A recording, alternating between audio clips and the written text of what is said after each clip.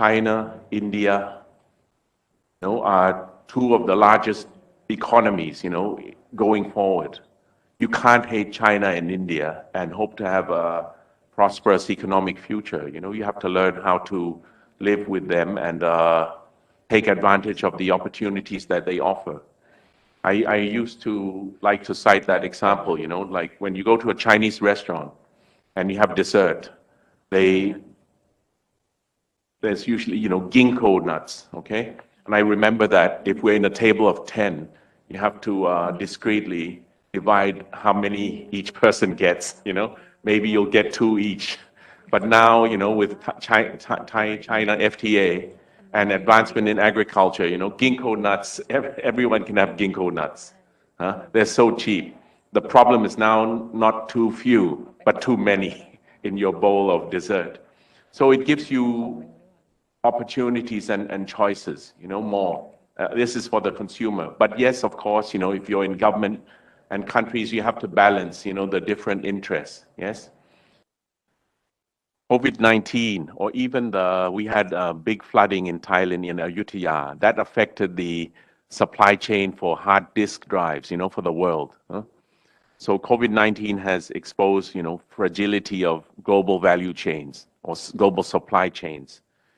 The flow of goods and services has been interrupted, and businesses have had to reduce or slow down their production activities. China also used the economic diplomacies through their vaccines by, other than the Chinese people in the mainland, they start distributing vaccines to 45 more countries, developing countries, who they are aware they will not have enough resource or funding to actually procure the vaccine themselves. So they produce those extra vaccine and distribute to those developing countries. Thailand's strategy after the COVID pandemic also similar to other countries. We know that there would be a lot of deglobalization. Therefore, what Thailand's trying to do is to develop our infrastructure as to have as much coverage as possible, so that our remote area could be able to have access to better infrastructure in the future. And we would also work as ASEAN, we will work on the ASEAN connectivity plan to connect both the power grid, the road grid, as well as the railroad grid. And we would join ASEAN in creating ASEAN Aviation Hub.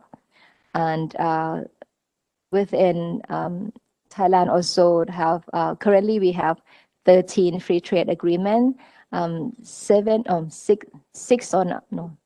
our own, 6 from ASEAN, together with ASEAN, and we are negotiating 3 free trade agreement with Pakistan, Sri Lanka, and Turkey. And within the near future, we try our best to start the negotiation Thailand European Union Free Trade Agreement. The same time with Thailand United Kingdom Agreement, Free Trade Agreement, as well as the Thailand and EFTA, European Free Trade Association Agreement. Quarantine, people order everything from home, and therefore our service like lineman and few others continue to be prosperous. But yet the flights among continents, among countries, between cities have been seriously affected. Shows that last year was the worst in terms of economic development. This year will bounce back, and the next year will be even better. And that's a good news. So, okay, the sentiment is positive. Sentiment is positive starting from this year and next year as well. The 2020 is the year that will be known as the mother of all crises or mother of all recessions. Only the 1930s depression was deeper than the fall of the global output last year. And why I'm showing that is that since the global financial crisis actually because of the change of the structure of the economy, global economy, and hyperglobalization shifting or converting into slower growth of trade and FDI, except for the services, right? So the services was the sector that was pulling economies since the global financial crisis compared to the manufacturing and agriculture, right? And so what happened with COVID is that these traditional services sectors were hit. All right, tourism, travel, all the services that are related to trade were initially hit because of the volume of business they were doing, like insurance, financial, etc. But then because of the restructuring of demand and supply, their prices hiked up, so they made up for a little bit, or shipment made up or is making up a lot in terms of the price increases, particularly now after Suez. But the bottom line here is that services are in big trouble. Traditional services, right? Tourism, travel, and related services to that. Let me first of all congratulate ITD for their effort in organizing the event today. It's been very useful. It would be better if we have more participants from other embassies throughout the country.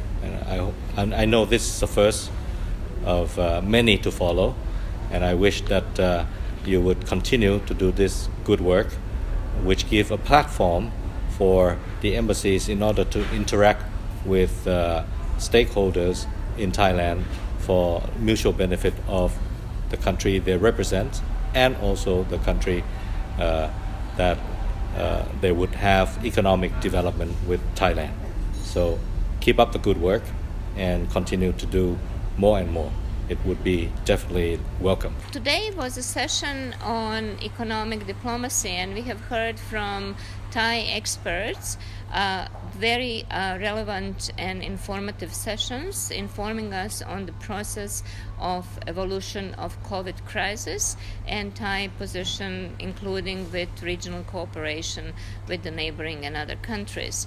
And so there were very interesting information shared on preparedness of Thailand to deal with vaccine distribution and also how to use trade and foreign direct investment as an exit strategy from this crisis.